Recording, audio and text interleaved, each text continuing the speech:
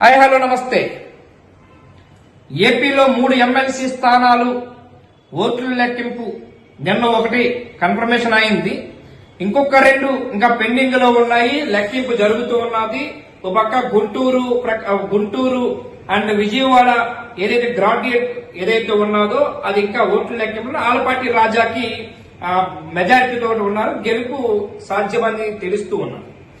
రెండోది తూర్పు గోదావరి పశ్చిమ గోదావరిలో ఇంకా కూడా అటు ఇటుగా ఉన్నది. అది కూడా అవుతూ ఉన్నాయి.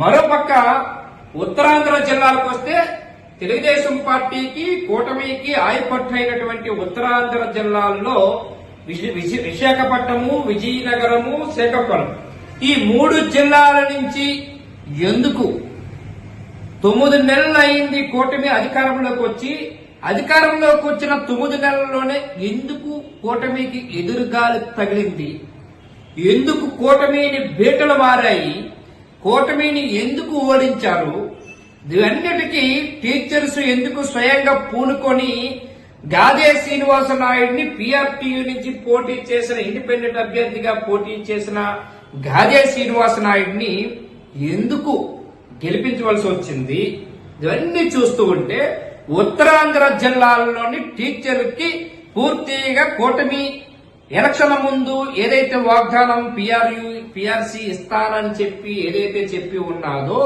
అది మాట తప్పటము, పట్టించుకోకపోవటము, రెండోది ఇచ్చిన మాట వాగ్దానాన్ని చేయలేదు అనేది కోపంతో రగిలిపోయినటువంటి టీచర్స్ అంతా ఏకమయ్యి పీఆర్టీయూ నుంచి పోటీ చేసినటువంటి గాదే శ్రీనివాసనాయుడిని గెలుపు దిశగా తీసుకువెళ్లి గెలిపించే ప్రయత్నం చేశారు.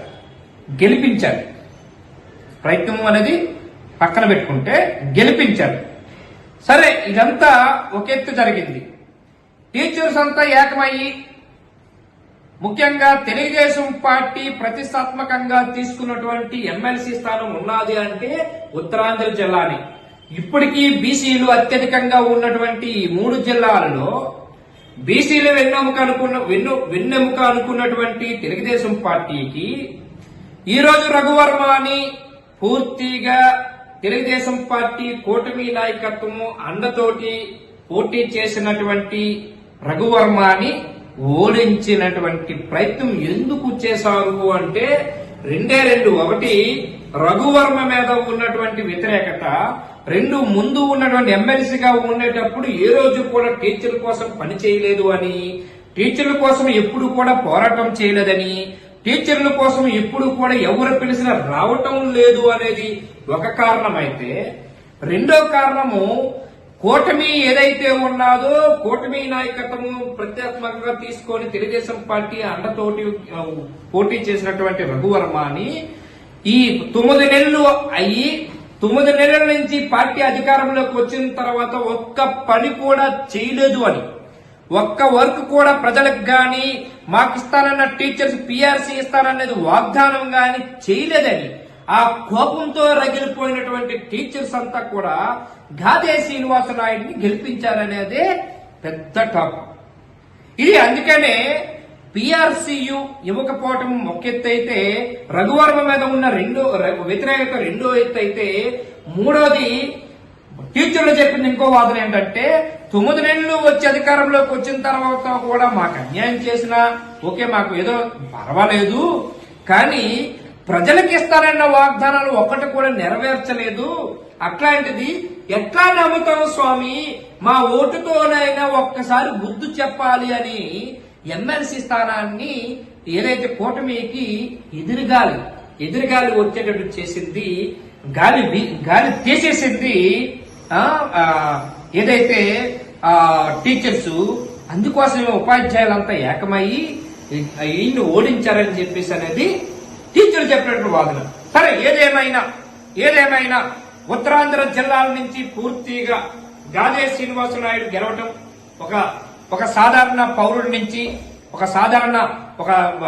టీచర్ జాబ్ నుంచి ప్రారంభించినటువంటి గాదే శ్రీనివాసనాయుడిని ఈరోజు ఎవరు పిలిచినా సరే వస్తారు, ఎవరు పిలిచినా సరే వచ్చి వాలిపోతారు అనేది గాదే శ్రీనివాసనాయుడి మీద ఉన్నటువంటి టాక్ తోటి టీచర్లంతా ఏకమయ్యి శ్రీనివాసనాయుడిని గెలిపించగలిగారు.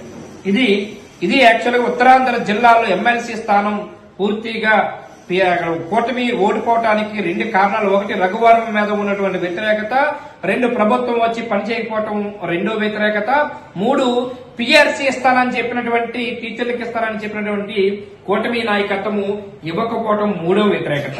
ఈ 3 వ్యతిరేకతలతో మాత్రమే ఓడించామని చెప్పి టీచర్లు చెప్తున్నటువంటి వాదన. సరే, దాంతో ఒక ఎత్తు అయితే రాష్ట్ర వ్యాప్తంగా జరిగినటువంటి రాష్ట్రంలో 3 ఎమ్మెల్సీ స్థానాల్లోని ముఖ్యంగా ఉత్తరాంధ్ర జిల్లాల నుంచి కూటమికి బీటలు ఎగరవేశారు.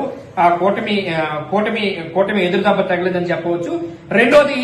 రెండోది ఇక్కడ మన తూర్పు గోదావరి, పశ్చిమ గోదావరి జిల్లాల ఎమ్మెల్సీ స్థానం పెండింగ్ లో ఉంది.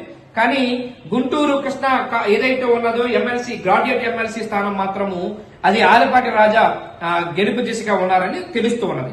ఇది మొత్తము ఓవరాల్ గా ఏపీలోని చెప్పుకుంటే ఒక టీచర్స్ మాత్రం వ్యతిరేకత అనేది చూపించారనేది ఈ ఎలక్షన్ లో మొదటి ఎలక్షన్ పార్టీ అధికారంలోకి వచ్చిన తర్వాత మొదటి ఎలక్షన్ చూపించారనేది తెలుస్తోంది. Thank you very much.